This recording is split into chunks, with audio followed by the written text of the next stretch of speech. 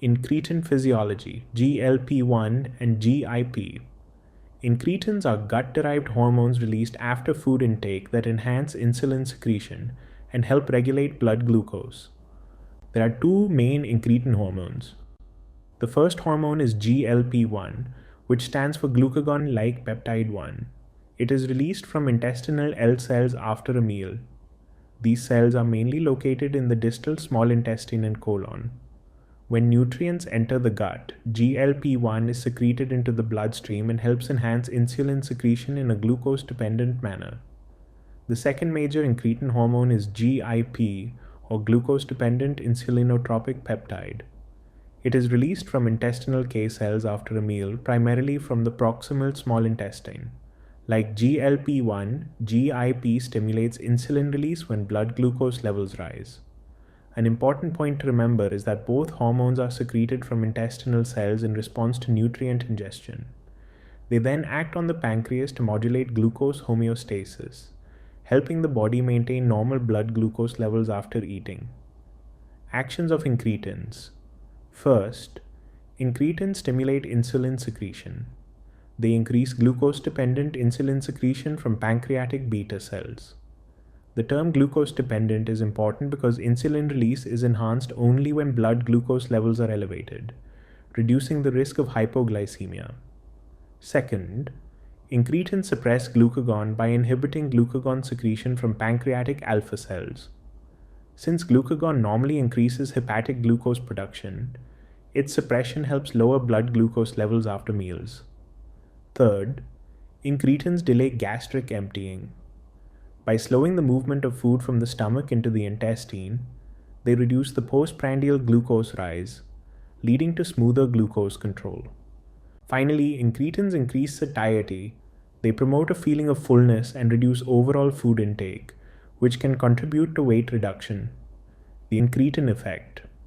One of the most important concepts in incretin physiology is the incretin effect. Notice the comparison between oral glucose and intravenous glucose. When the same amount of glucose is given orally, the body produces higher insulin secretion. In contrast, intravenous glucose produces lower insulin secretion without the incretin effect. Why does this happen?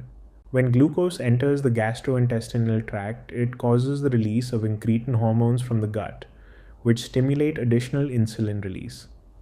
As a result, after oral glucose intake, insulin secretion becomes significantly greater than after intravenous glucose administration, because incretin hormones stimulate additional insulin release from the gut. This enhanced insulin response to oral glucose is known as the incretin effect. In summary, the incretin effect refers to the amplified insulin response seen after oral glucose due to the action of incretin hormones released from the gut. Clinical significance. Understanding incretin physiology is important because it has become a major target for antidiabetic drug therapy, especially in type 2 diabetes mellitus. The first important drug group is GLP-1 receptor agonists. These drugs mimic GLP-1 action and reproduce many of the natural effects of incretin hormones. They stimulate insulin secretion, suppress glucagon, delay gastric emptying, and reduce appetite. As a result, they not only improve glycemic control but also promote weight loss, making them highly valuable in patients with obesity and type 2 diabetes. The second group is DPP-4 inhibitors. These drugs work differently. They block the enzyme DPP-4, which normally degrades GLP-1. By preventing GLP-1 breakdown, they prolong incretin activity and enhance the body's natural incretin response. Incretin physiology at a glance. Let's summarize incretin physiology by following the sequence shown in this flow diagram. The process begins with food intake. When nutrients, especially carbohydrates and fats, enter the gastrointestinal tract after a meal, specialized intestinal cells are stimulated. This triggers incretin release, primarily the secretion of GLP-1 from L cells and GIP from K cells. These hormones enter the bloodstream and act as messengers between the gut and the pancreas. The next step is the pancreatic response. Incretins enhance glucose-dependent insulin secretion from pancreatic beta cells and reduce glucagon secretion from alpha cells. This coordinated response helps the body handle the incoming glucose load efficiently. Finally, these actions lead to glucose regulation. Blood glucose levels are maintained within a normal range. Postprandial glucose excursions are reduced, and overall glucose homeostasis is improved. Key takeaways. First, remember the two key hormones, GLP-1 and GIP. Both are released from the gut after meals and play an essential role in regulating blood glucose levels. Second, these hormones produce four core actions. They stimulate insulin secretion, suppress glucagon release, delay gastric emptying, and increase satiety. Together, these effects help improve postprandial glucose control. Third, understand the incretin effect. When glucose is taken orally, insulin secretion is greater than with intravenous glucose because incretin hormones are released from the gastrointestinal tract. Finally, the incretin system serves as an important drug target. GLP-1 receptor agonist and DPP-4 inhibitors exploit this physiological pathway for effective diabetes management. GLP-1 agonists.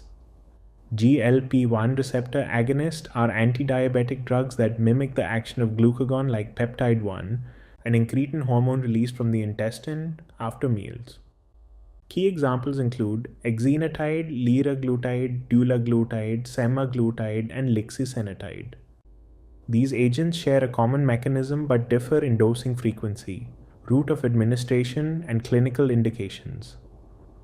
Mechanism of action. These drugs activate GLP-1 receptors in a glucose-dependent manner, producing coordinated effects that lower blood glucose and promote weight loss. The first effect is to increase beta cell insulin secretion. By enhancing insulin release from pancreatic beta cells, these drugs help reduce blood glucose levels after meals. At the same time, they suppress alpha cell glucagon secretion. Lower glucagon levels reduce hepatic glucose production, further contributing to glucose lowering. Another important action is to delay gastric emptying.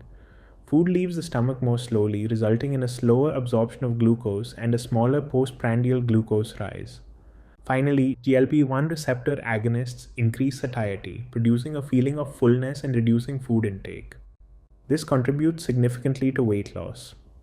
Adverse effects. Most adverse effects are related to their actions on the gastrointestinal tract.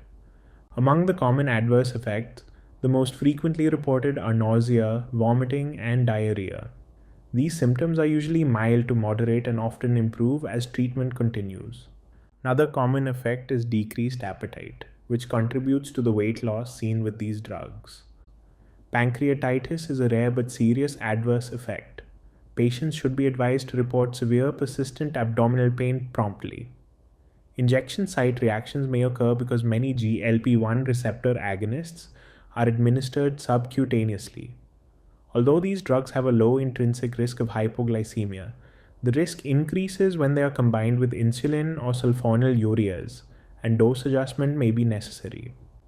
Clinical uses. The primary indication is type 2 diabetes. These drugs are commonly used when glycemic control remains inadequate despite oral antidiabetic agents such as Metformin.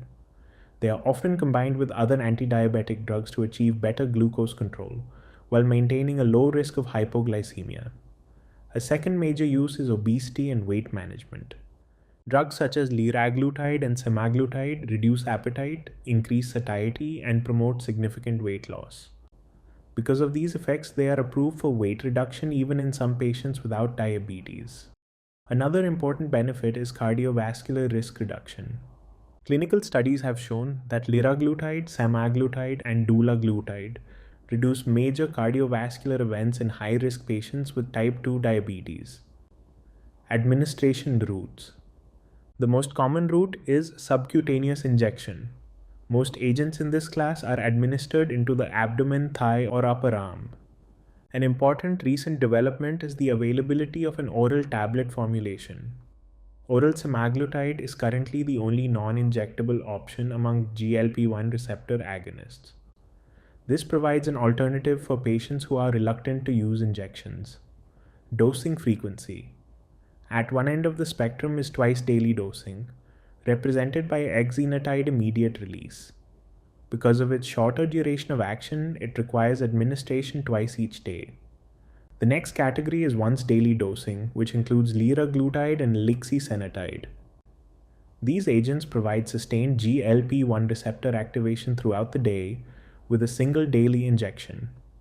Finally, several newer agents are available as once weekly formulations, including Dulaglutide, Semaglutide, and Exenatide extended release.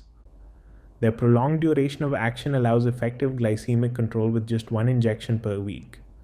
An important clinical point is that once weekly agents improve adherence, because patients need fewer injections. For this reason, they are often preferred in many clinical settings. Key takeaways. First, remember the mechanism. These drugs produce glucose-dependent insulin release, which improves glycemic control while minimizing hypoglycemia risk.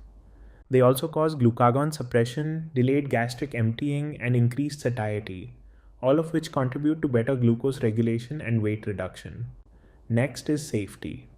The most common adverse effects are gastrointestinal side effects, such as nausea, vomiting, and diarrhea. Clinicians should also watch for pancreatitis and hypoglycemia when used in combination therapy. Finally, consider the major uses. GLP-1 receptor agonists are widely used in type 2 diabetes, have an important role in obesity management, and provide cardiovascular risk reduction in high-risk patients. Tirzepatide. Tirzepatide is a novel antidiabetic drug that acts as a dual GIP and GLP-1 receptor agonist. Because it activates both incretin pathways, it produces greater glucose lowering and weight loss than many traditional GLP-1 receptor agonists. Mechanism of action. Tirzepatide stimulates both GLP-1 and GIP receptors, triggering a cascade of metabolic effects. The first effect is enhanced insulin secretion. Tirzepatide increases glucose-dependent insulin release, meaning insulin secretion is stimulated primarily when blood glucose levels are elevated, helping reduce the risk of hypoglycemia. The second effect is glucagon suppression. By reducing glucagon secretion from pancreatic alpha cells, hepatic glucose production decreases, contributing to lower blood glucose levels. Another important action is delayed gastric emptying. Food moves more slowly from the stomach into the intestine, resulting in slower glucose absorption and reduced postprandial glucose excursions. Finally, tirzepatide increases satiety and reduces appetite. Patients feel fuller for longer, consume fewer calories, and experience significant weight loss. Adverse effects. Among the common adverse effects, the most frequently reported are nausea, vomiting, and diarrhea. These symptoms are usually dose-related, tend to occur during dose escalation, and often improve with continued treatment. Another common effect is reduced appetite, which contributes to the significant weight loss observed with tirzepatide. There are also some less common but important adverse effects to remember. Pancreatitis is a rare but potentially serious complication and should be suspected in patients who develop severe, persistent abdominal pain. Injection site reactions may occur because tirzepatide is administered subcutaneously. In addition, gallbladder disease, including cholelithiasis and cholecystitis, has been reported. Hypoglycemia is uncommon with tirzepatide alone, but may occur when combined with insulin or sulfonylureas. Clinical use. Type 2 diabetes mellitus. Tirzepatide is indicated when glycemic control is inadequate with lifestyle measures and/or oral antidiabetic drugs.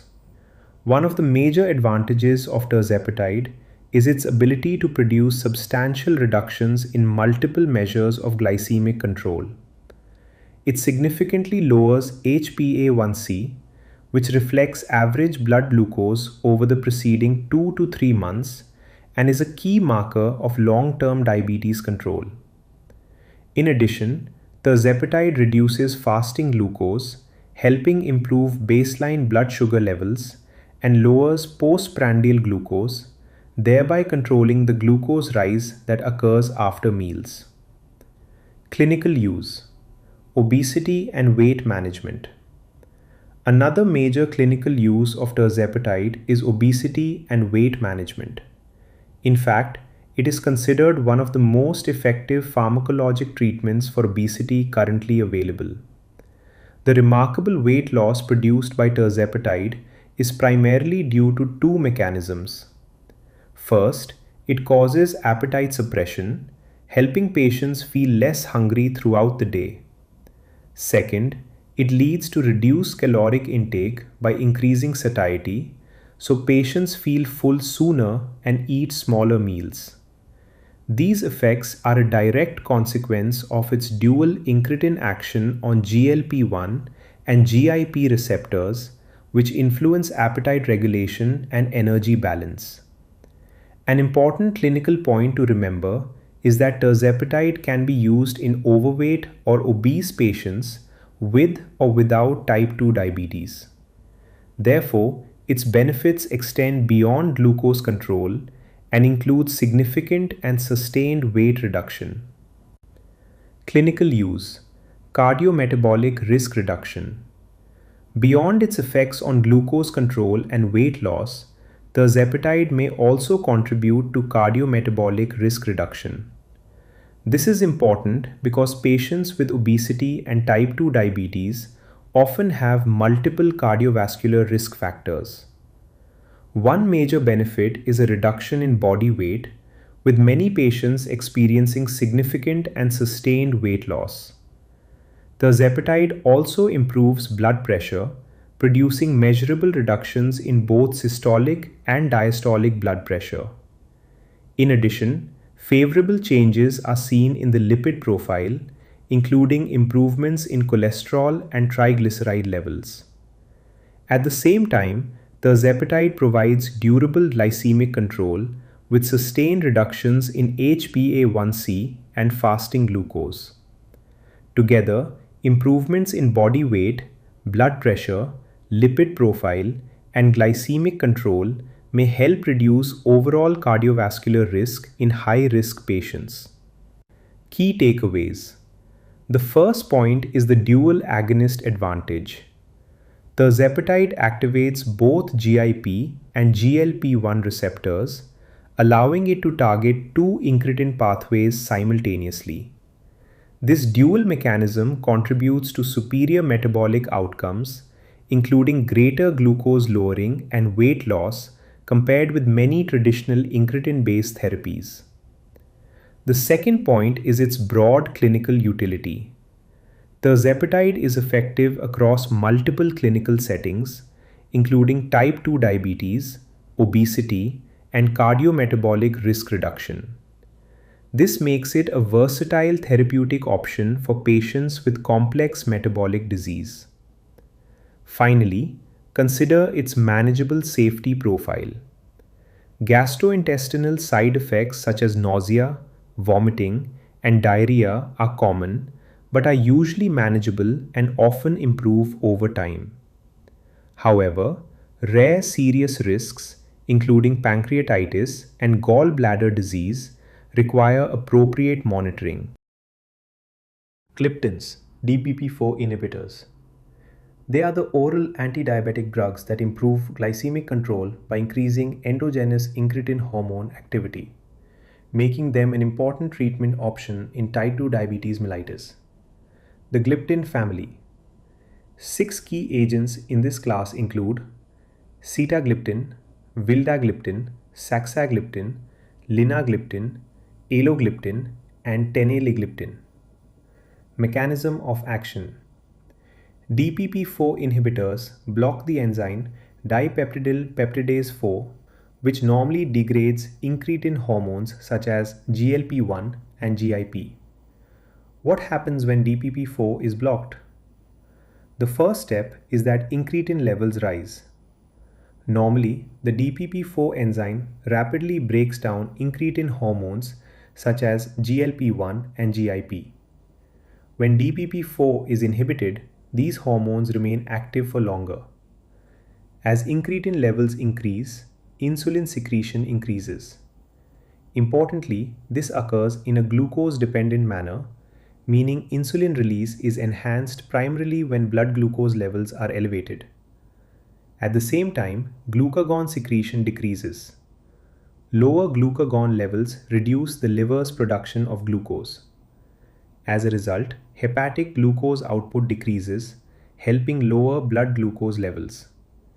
These effects occur in a glucose-dependent manner and primarily improve postprandial blood glucose control, while maintaining a low risk of hypoglycemia. Adverse effects. The first commonly reported adverse effect is headache. Patients may occasionally experience mild headaches, but these are usually transient, resolving without specific treatment. Another common adverse effect is nasopharyngitis. This refers to upper respiratory tract symptoms such as a sore throat, nasal congestion, or a runny nose. In fact, upper respiratory symptoms are among the most frequently reported side effects with this class of drugs. Some patients may also experience GI symptoms, including mild gastrointestinal discomfort, nausea, or diarrhea. However, these symptoms are typically mild and less prominent than those seen with GLP-1 receptor agonists. Overall, these drugs are generally well tolerated and have a favorable safety profile. Rare but important adverse effects. The first is pancreatitis. This is a rare but serious adverse effect. Patients should be advised to report severe or persistent abdominal pain, especially if it radiates to the back, as this may indicate pancreatic inflammation. The second category is hypersensitivity reactions. These may include angioedema as well as severe skin reactions. Although uncommon, such reactions require immediate discontinuation of the drug and appropriate medical management. Another important adverse effect is arthralgia or joint pain. In some patients, significant joint pain has been reported with prolonged use of DPP-4 inhibitors.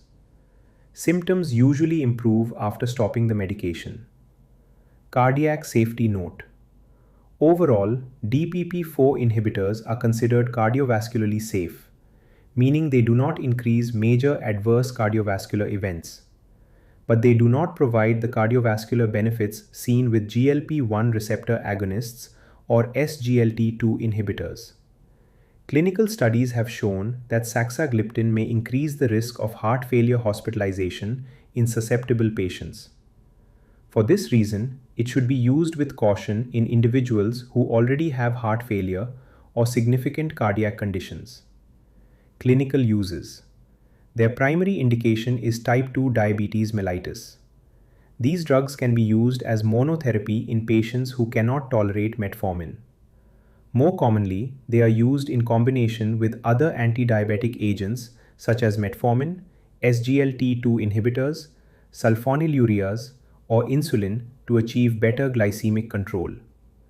An important advantage of DPP-4 inhibitors is their favorable safety profile. They are particularly useful in patients at risk of hypoglycemia because they enhance insulin secretion in a glucose-dependent manner, resulting in a low hypoglycemic risk.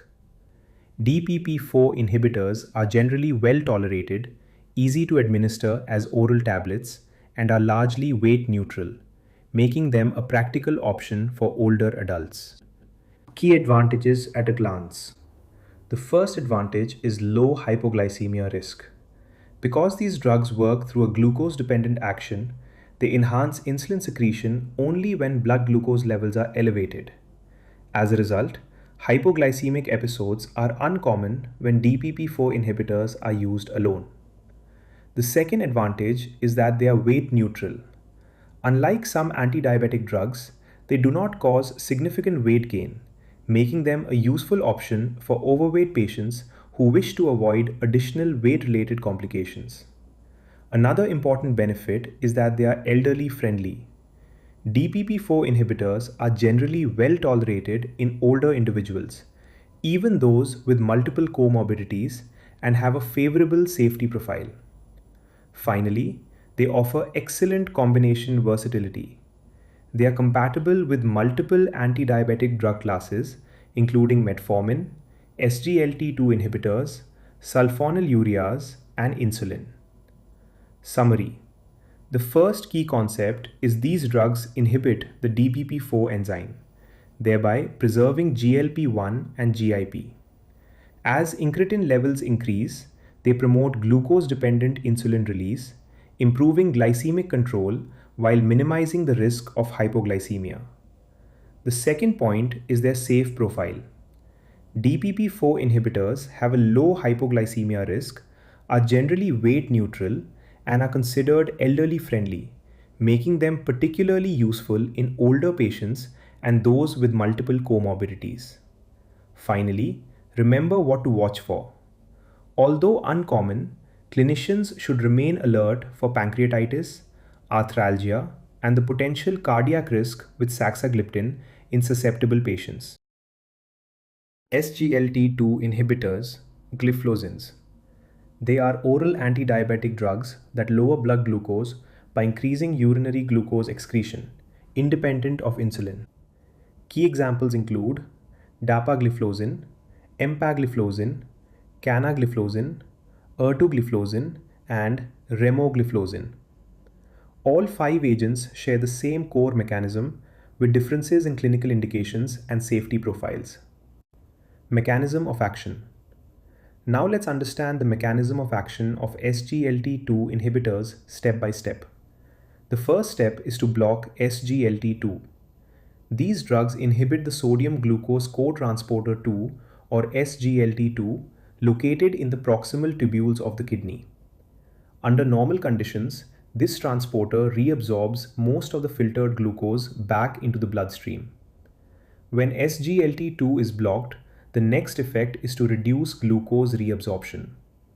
As less glucose is reabsorbed by the kidney, more glucose remains within the tubular fluid. As a result, there is an increase in urinary glucose excretion, leading to lower blood glucose levels. An important point to remember is that this mechanism is entirely independent of insulin secretion. Therefore, SGLT2 inhibitors carry a low risk of hypoglycemia when used alone. Additional metabolic effects. The first effect is mild weight loss.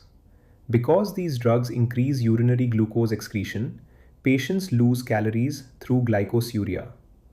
This ongoing caloric loss contributes to a modest but meaningful reduction in body weight. The second effect is blood pressure reduction.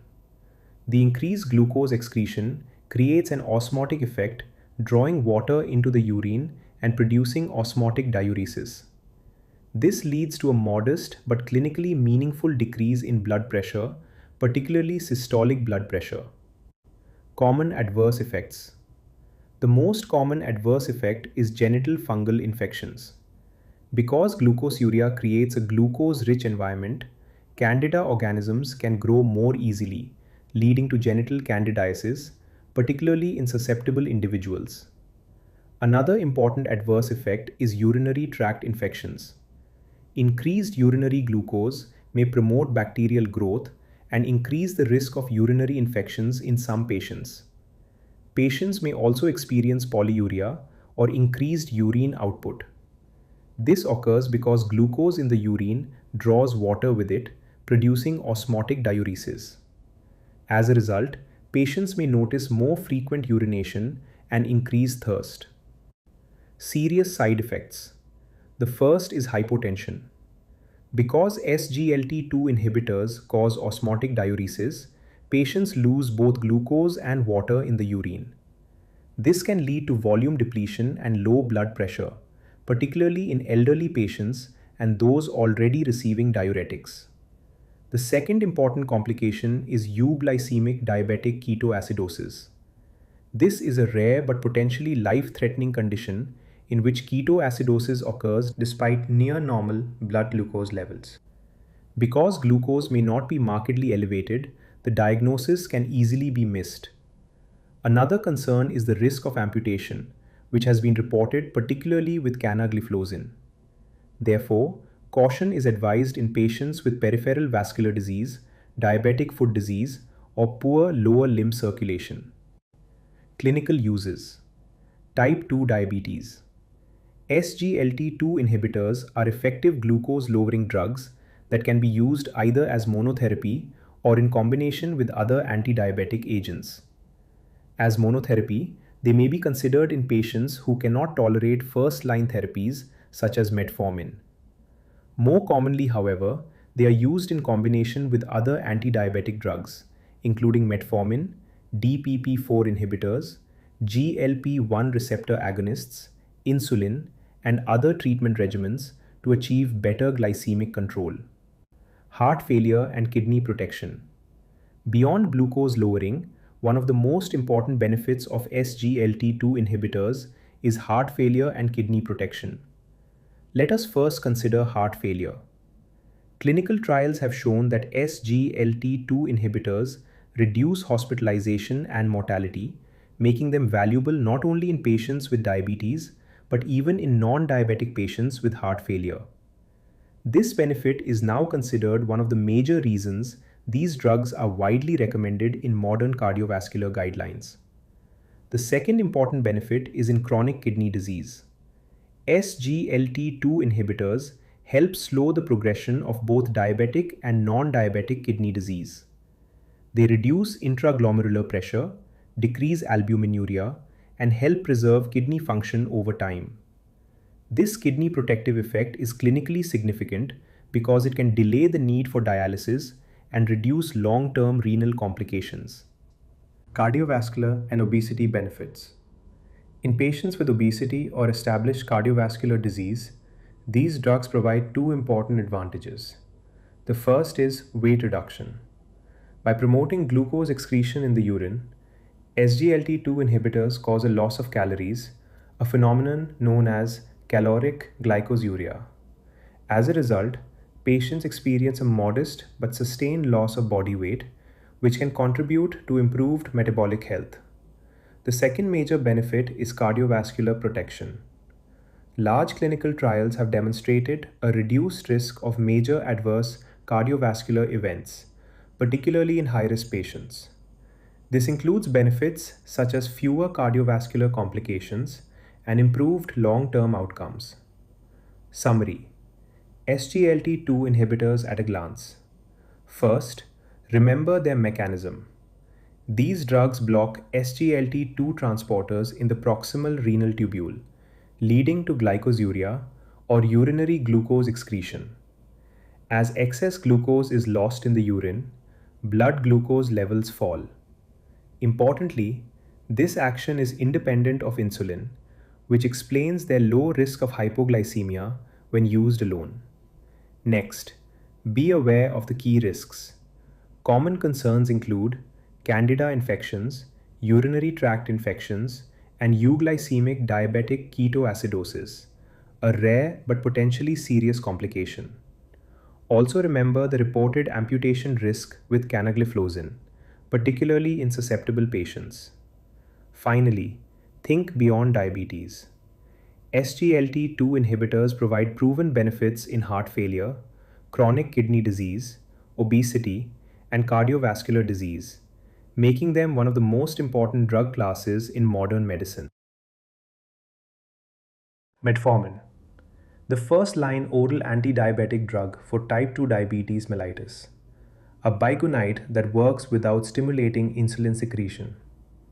Mechanism of action.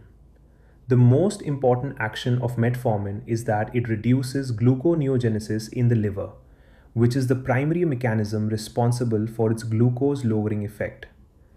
Since excessive hepatic glucose output contributes significantly to fasting hyperglycemia, reducing gluconeogenesis helps lower blood glucose levels effectively. The second action is that metformin improves insulin sensitivity. It enhances the action of insulin in skeletal muscle and adipose tissue, allowing these tissues to respond better to the available insulin. As insulin sensitivity improves, there is increased peripheral glucose uptake, meaning more glucose is taken up and utilized by peripheral tissues, particularly skeletal muscle. Finally, metformin also reduces gut absorption of glucose, lowering the amount of glucose absorbed from the intestine after meals and helping control postprandial blood glucose levels. No hypoglycemia risk. An important advantage of metformin is its no hypoglycemia risk profile. Unlike drugs such as sulfonylureas, metformin does not stimulate insulin secretion from pancreatic beta cells. This point is clinically very important. Since metformin does not force the pancreas to release additional insulin, it does not usually cause blood glucose to fall below normal levels. Instead, it lowers glucose primarily by reducing hepatic glucose production and improving insulin sensitivity. Because metformin works independently of insulin release, the risk of hypoglycemia is low when it is used alone. This makes it safer for many patients and is considered a major advantage over several other anti-diabetic agents. Adverse effects. The most common adverse effects are gastrointestinal symptoms, including nausea, vomiting, diarrhea, and abdominal discomfort. These symptoms are usually mild, occur early in therapy, and can often be minimized by taking metformin with meals or gradually increasing the dose. Some patients also complain of a characteristic metallic taste in the mouth. With long-term use, metformin may cause vitamin B12 deficiency.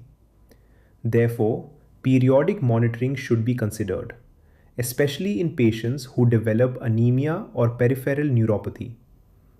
A rare but serious complication is lactic acidosis. Although uncommon, the risk increases in patients with renal failure, severe hypoxia, or liver disease, where lactate clearance is impaired. Clinical uses. The most important indication is type 2 diabetes. Metformin is considered the first-line drug, particularly in overweight or obese patients, because it improves insulin sensitivity, does not cause weight gain, and carries a very low risk of hypoglycemia. Another important use is in prediabetes. In high-risk individuals, metformin can help delay progression to diabetes, especially when combined with lifestyle modification. Metformin is also widely used in polycystic ovary syndrome. By improving insulin resistance, it helps restore ovulation and may improve menstrual regularity and fertility. Finally, in metabolic syndrome, metformin improves both glycemic control and overall insulin sensitivity, addressing a key underlying abnormality of the syndrome. First line in overweight patients. An important clinical application of metformin is its role as the preferred first-line agent in type 2 diabetes mellitus, particularly in overweight or obese patients. Why is metformin preferred in this group? First, it effectively lowers blood glucose by reducing hepatic glucose production and improving insulin sensitivity. Second, unlike some anti-diabetic drugs, metformin is generally weight neutral and may even produce modest weight reduction, which is beneficial in patients who are already overweight. Another major advantage is its low hypoglycemia risk. Because metformin does not stimulate insulin secretion, hypoglycemic episodes are uncommon when it is used alone. These characteristics, effective glucose control, a favorable effect on body weight, and a low risk of hypoglycemia, make metformin the treatment of choice for most newly diagnosed overweight or obese patients with type 2 diabetes. Metformin in PCOS. Another important clinical use of metformin is in polycystic ovarian syndrome or PCOS. To understand why it works, we must remember that PCOS is closely linked to insulin resistance. Many women with PCOS have elevated insulin levels, which contribute to hormonal imbalance, increased androgen production, irregular menstrual cycles, and anovulation. Metformin helps by improving insulin sensitivity, making the body's tissues respond more effectively to insulin. As insulin resistance decreases, insulin levels fall, which in turn reduces excess androgen production by the ovaries. This improvement helps restore regular ovulation and promotes better hormonal balance. Clinically, many patients experience more regular menstrual cycles and improved fertility. Key safety considerations. Although metformin is generally very safe, we must always remember that lactic acidosis, though rare, is its most serious adverse effect.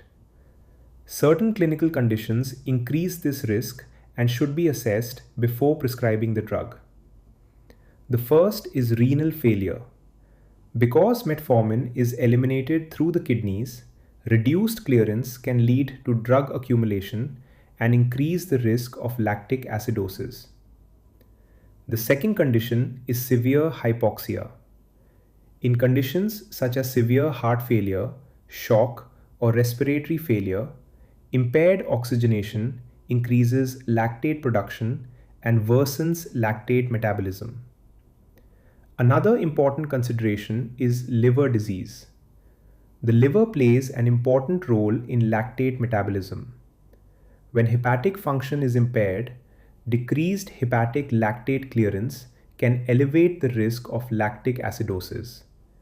Therefore, before initiating or continuing metformin therapy, always screen for renal failure, severe hypoxia, and liver disease. Summary: metformin at a glance. First, remember the class. Metformin belongs to the biguanide oral antidiabetic group and remains the most widely used first-line drug for type 2 diabetes mellitus. Its primary action is to reduce hepatic gluconeogenesis. In simple terms, metformin decreases glucose production by the liver, which is the major reason it lowers blood glucose levels. A major key advantage is its low hypoglycemia risk. Unlike insulin or sulfonylureas, metformin does not stimulate insulin secretion, making hypoglycemia uncommon when used alone.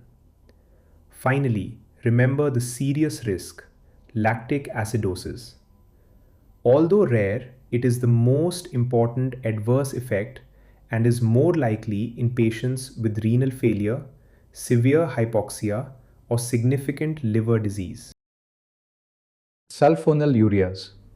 They are oral antidiabetic drugs that lower blood glucose by stimulating insulin secretion from pancreatic beta cells.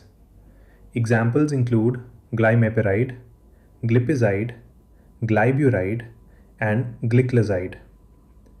Mechanism of action. Sulfonylureas bind to sulfonylurea receptors SUR1 on pancreatic beta cells, closing ATP-sensitive potassium channels. Step by step, how they work. Now let's go through the mechanism of action step by step and understand how these drugs stimulate insulin release. The first event is that the potassium channels close. Specifically, sulfonylureas bind to the sulfonylurea receptor on ATP-sensitive potassium channels in pancreatic beta cells, causing these potassium channels to close.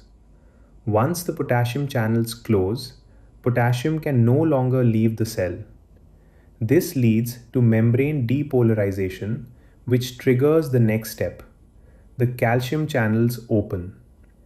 As the calcium channels open, calcium enters the beta cell. This rise in intracellular calcium acts as the key signal for insulin secretion. Finally, insulin is released from the pancreatic beta cells into the bloodstream. The released insulin promotes glucose uptake by tissues and lowers blood glucose levels. Adverse effects. Starting with the common adverse effects, the most important is hypoglycemia. Because sulfonylureas stimulate insulin release regardless of blood glucose levels, they can cause significant hypoglycemia, especially in elderly patients, those with irregular meals, or patients with renal impairment. Another common adverse effect is weight gain. Increased insulin levels promote glucose storage and fat deposition, leading to gradual weight gain during long-term therapy.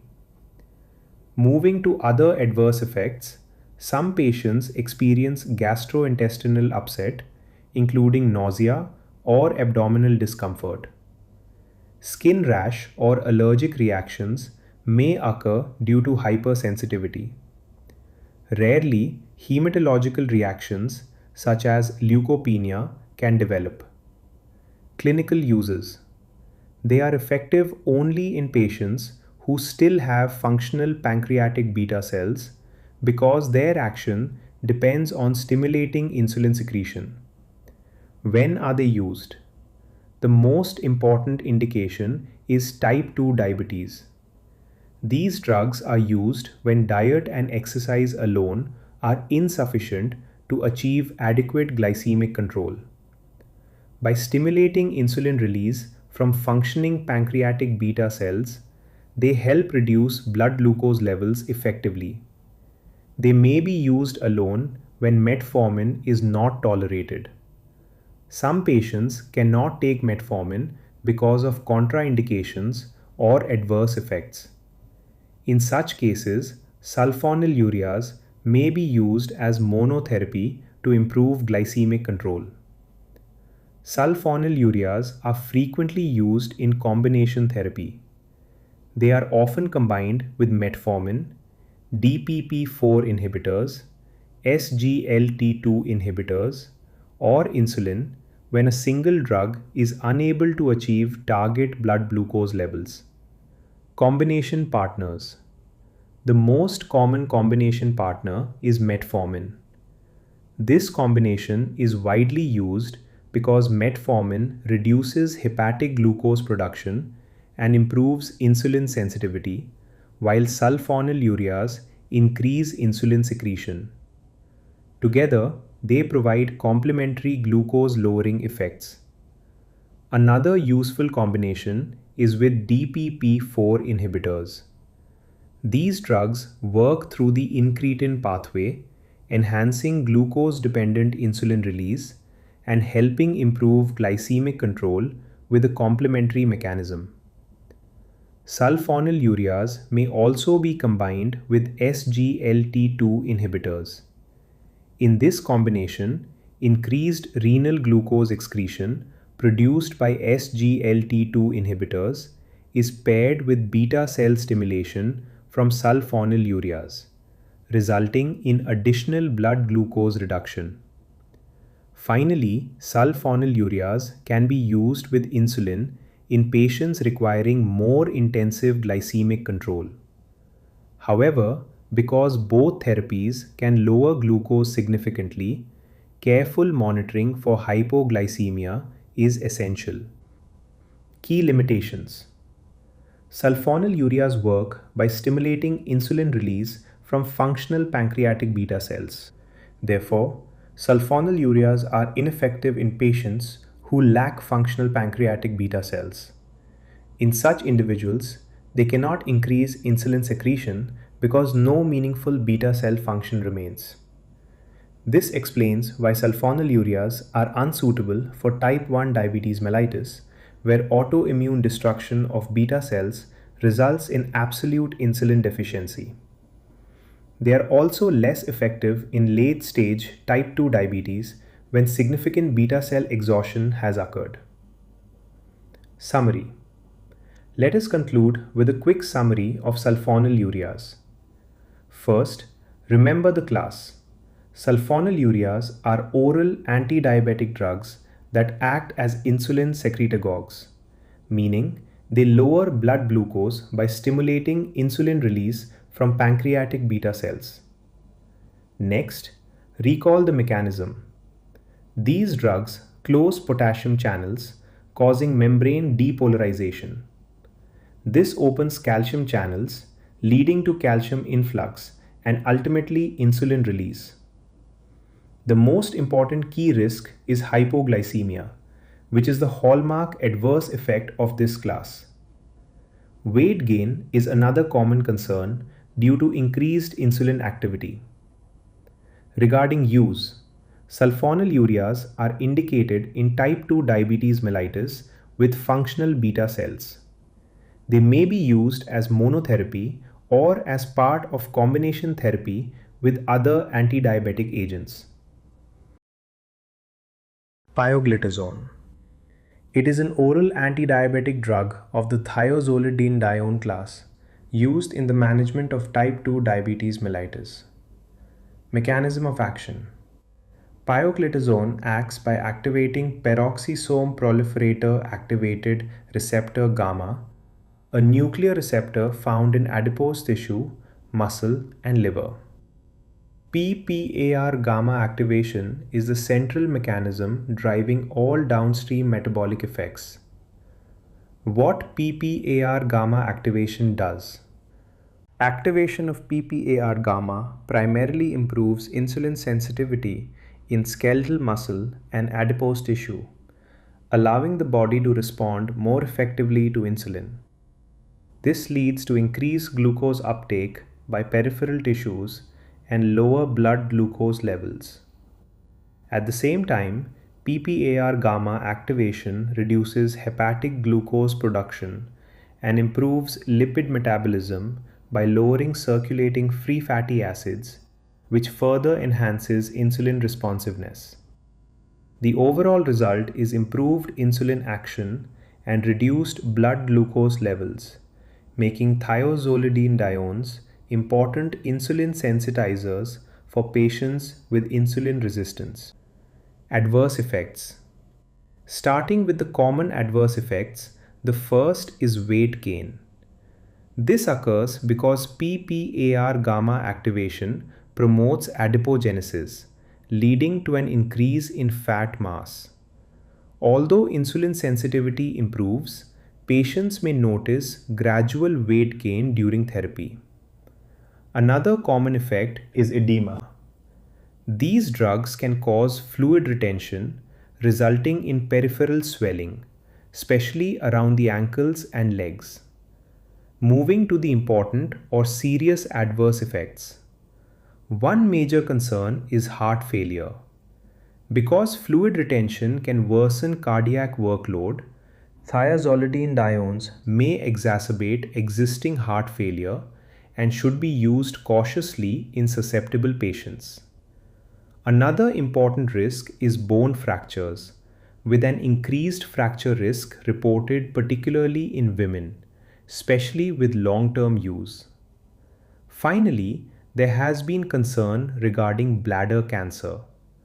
However, this association remains controversial and has not been conclusively established. Clinical uses.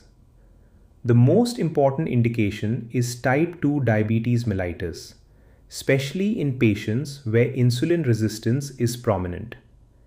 Since these drugs improve insulin sensitivity rather than stimulate insulin secretion, they are particularly useful in insulin-resistant individuals. In clinical practice, they are often combined with metformin, sulfonylureas, or insulin to achieve better glycemic control. Another important application is metabolic syndrome. By improving insulin sensitivity and producing a more favorable lipid profile, pioglitazone helps address two major components of this syndrome. A third area of interest is NAFLD and NASH. Although generally considered an off-label use, pioglitazone may improve hepatic insulin resistance and reduce liver inflammation and fat accumulation in selected patients. The key message is that thiazolidinediones are most valuable in conditions driven by insulin resistance, including type 2 diabetes mellitus, metabolic syndrome, and selected patients with NAFLD or NASH. Combination therapy partners. The most common partner is metformin. This is often considered the preferred combination because the two drugs have complementary mechanisms. Metformin primarily reduces hepatic glucose production, while pioglitazone improves insulin sensitivity in peripheral tissues. Together, they provide effective glycemic control without excessive overlap in action. Another useful combination is with sulfonylureas. In this case, sulfonylureas add insulin secretagogue action by stimulating pancreatic beta cells to release insulin, while pioglitazone makes tissues more responsive to that insulin. Pioglitazone can also be combined with insulin. By improving insulin sensitivity, it helps reduce insulin dose requirements and may improve glycemic control in patients with significant insulin resistance. Benefit versus risk. Starting with the benefits, pioglitazone improves insulin sensitivity, which is its most important therapeutic action. By making peripheral tissues more responsive to insulin, it helps achieve better glycemic control. This leads to lower blood glucose levels without directly stimulating insulin secretion. Another important advantage is a better lipid profile, with favorable effects on triglycerides and circulating free fatty acids. In addition, studies have shown potential NAFLD improvement, making pioglitazone useful in selected patients with fatty liver disease. However, these benefits must be balanced against the risks. Common concerns include weight gain and edema due to fluid retention. More serious issues include worsening heart failure, an increased risk of bone fractures, and the possible association with bladder cancer, although this remains controversial. Key takeaways. The most important point to remember is that pioglitazone remains a valuable insulin sensitizer. Its greatest benefit is seen when insulin resistance drives type 2 diabetes mellitus. By improving the body's response to insulin, it helps achieve better glycemic control and is often used thoughtfully as part of combination therapy with agents such as metformin, sulfonylureas, or insulin. However, successful use requires careful patient selection. Pioglitazone is generally contraindicated in patients with heart failure because fluid retention can worsen cardiac symptoms. It should also be avoided in patients with active bladder cancer due to concerns regarding a possible association. During treatment, clinicians should regularly monitor for edema and assess fracture risk, particularly in susceptible individuals. Alpha-glucosidase inhibitors. They are oral antidiabetic drugs that delay carbohydrate digestion and absorption in the intestine, thereby reducing postprandial blood glucose levels. Key examples. The first drug is acarbose, which is the most widely studied member of this class. It is commonly used to control postprandial hyperglycemia.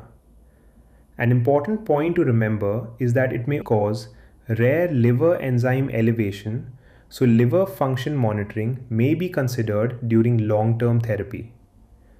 The second drug is migletol. Unlike acarbose, it is better absorbed systemically, meaning a greater proportion of the drug enters the circulation after administration.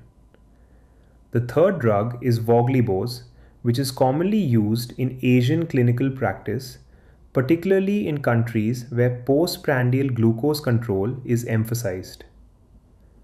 Mechanism of action.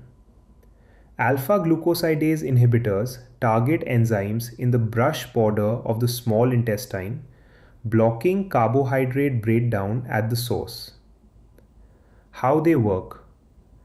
Now let's understand the mechanism of action of alpha glucosidase inhibitors step by step. The first step is inhibit alpha glucosidase. These drugs block the alpha glucosidase enzymes located on the brush border of the small intestine. These enzymes are normally responsible for breaking down complex carbohydrates into absorbable glucose molecules. As a result, the next effect is delay in carbohydrate breakdown. Since carbohydrates are digested more slowly, the conversion of starches and other complex sugars into glucose is postponed. This leads to the third step, slow glucose absorption. Because glucose is released gradually, its absorption into the bloodstream becomes slower and more controlled. The clinical consequence is a reduction in the post-meal rise in blood glucose, helping control postprandial hyperglycemia. An important point to remember is that these drugs act locally in the gut and do not stimulate insulin secretion. They simply blunt the post-meal glucose spike by slowing carbohydrate digestion and absorption. Adverse effects. The most common complaint is flatulence. Because carbohydrate digestion is delayed, more undigested carbohydrates reach the colon, where they are fermented by intestinal bacteria, producing excess gas. Another frequently reported adverse effect is abdominal discomfort, which commonly presents as bloating and cramping. These symptoms result from increased gas formation and intestinal distension. Patients may also experience diarrhea.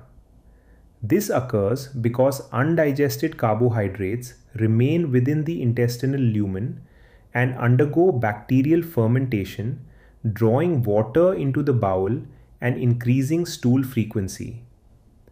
A less common but important adverse effect is elevation of liver enzymes, especially with acarbose. Therefore, liver function should be monitored during long-term therapy when clinically indicated. GI side effects are the primary reason for poor patient tolerability and discontinuation of alpha glucosidase inhibitors. Starting at a low dose and titrating slowly can minimize these effects. Clinical uses. Their primary role is to control postprandial hyperglycemia in type 2 diabetes. Since these drugs slow carbohydrate digestion and glucose absorption from the intestine, they are particularly effective at reducing the rise in blood glucose that occurs after meals. In clinical practice, they are frequently combined with metformin. This is a common first-line combination for type 2 diabetes mellitus management because the two drugs act through different mechanisms. Metformin reduces hepatic glucose production, while alpha glucosidase inhibitors reduce post-meal glucose absorption. They can also be used with sulfonylureas. This combination provides complementary mechanisms targeting different glucose pathways. Sulfonylureas increase insulin secretion, whereas alpha glucosidase inhibitors blunt postprandial glucose spikes. Another useful combination is with insulin, particularly in patients requiring insulin therapy. By slowing glucose absorption, these agents help reduce post-meal spikes and improve overall glycemic control. Summary. Let's conclude with a quick summary of alpha glucosidase inhibitors. First, regarding the mechanism, these drugs inhibit intestinal alpha glucosidase enzymes, which leads to a delay in carbohydrate digestion and slows the conversion of complex carbohydrates into absorbable glucose. The resulting effect is a reduction in postprandial hyperglycemia. An important point to remember is that these drugs cause no insulin release because they act locally in the intestine rather than stimulating pancreatic beta cells. Moving to side effects, the most common problems are gastrointestinal symptoms, including flatulence, bloating, abdominal discomfort, and diarrhea. A rare but noteworthy adverse effect is a rise in liver enzymes, particularly with acarbose.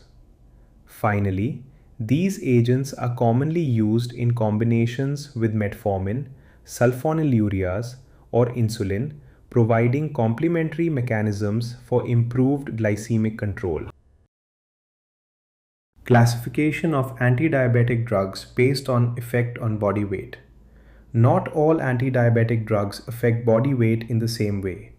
Some drugs are associated with weight gain, some are weight neutral, and others promote weight loss. This difference is clinically important because many patients with type 2 diabetes are overweight or obese, and body weight can significantly influence treatment outcomes. Understanding the impact of antidiabetic drugs on body weight helps clinicians make more informed and patient-centered treatment choices. Drugs causing weight loss. The first drug is metformin. In addition to lowering blood glucose, it tends to promote modest weight loss or weight neutrality. This occurs partly because it reduces appetite and decreases hepatic glucose output, improving insulin sensitivity without causing weight gain. Next are the GLP-1 receptor agonists, including Exenatide, Liraglutide, and Semaglutide. These drugs produce some of the most significant weight loss among anti-diabetic agents. They delay gastric emptying and reduce appetite, helping patients feel full sooner and consume fewer calories. The third group is the SGLT2 inhibitors such as dapagliflozin, empagliflozin, and canagliflozin. These drugs promote calorie loss via glycosuria by increasing urinary glucose excretion, leading to gradual and sustained weight reduction. Weight neutral drugs. The first group is the DPP-4 inhibitors, including sitagliptin, linagliptin, and vildagliptin. These drugs enhance endogenous incretin activity, improving glucose-dependent insulin secretion and reducing glucagon release. However, they have minimal effects on appetite and energy balance, so body weight usually remains stable. The second group is the alpha-glucosidase inhibitors, such as acarbose and miglitol. These agents act locally in the intestine to delay carbohydrate digestion and absorption. Since they do not significantly alter appetite or insulin levels, they are also considered weight neutral. The key point to remember is that DPP-4 inhibitors and alpha-glucosidase inhibitors have minimal effect on appetite or insulin levels, so body weight remains largely unchanged during treatment. Drugs causing weight gain. The first group is insulin. Because insulin is an anabolic hormone, it promotes fat storage and can also cause fluid retention. In addition, improved glycemic control reduces urinary glucose loss, allowing more calories to be retained, which contributes to weight gain. The second group includes sulfonylureas and glinides. Glimepiride and gliclazide, which are sulfonylureas, as well as repaglinide and nateglinide, which are glinides, all increase endogenous insulin levels. Since they stimulate insulin secretion or raise insulin levels, they encourage energy storage and can gradually increase body weight. The third group is the thiazolidinediones, represented by pioglitazone. Although pioglitazone improves insulin sensitivity, it is well known to cause fluid retention, which contributes significantly to weight gain and may be clinically important in susceptible patients. At a glance, weight impact summary. Starting with weight loss, the major drugs are metformin, GLP-1 agonists such as Exenatide, Liraglutide, and Semaglutide, and SGLT2 inhibitors including dapagliflozin, empagliflozin, and canagliflozin. These agents either reduce appetite, delay gastric emptying, or promote calorie loss through glycosuria. Next are the weight-neutral drugs.